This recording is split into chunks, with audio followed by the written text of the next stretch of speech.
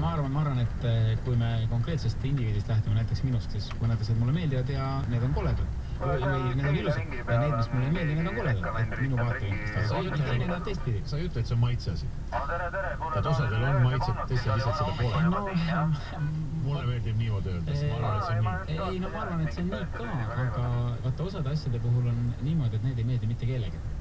Ja et praegu püüan sellist asja välja. No võtan poliitikud, eks ole, et osad parteid on sellised, mis ei meeldi mitte kellegi. Ja kas see on nüüd siis maitse asi, et näiteks neid enam ei valita? No see ei ole maitse asi, järelikult nad teevad oma asja ikkagi ka halvasti.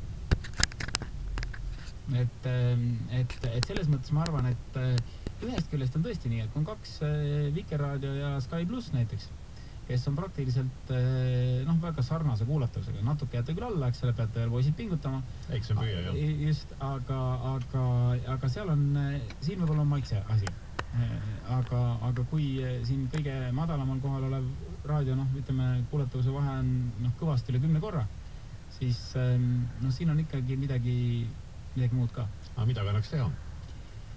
Annaks teha alati, et alati saab pöörata trendi, et natuke paremaks, veel paremaks.